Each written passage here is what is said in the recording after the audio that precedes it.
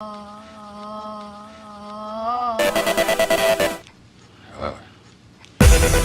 me tell you a little story. Oh, no.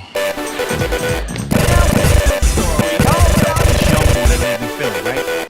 And he was the prettiest little boy that you ever seen in your life.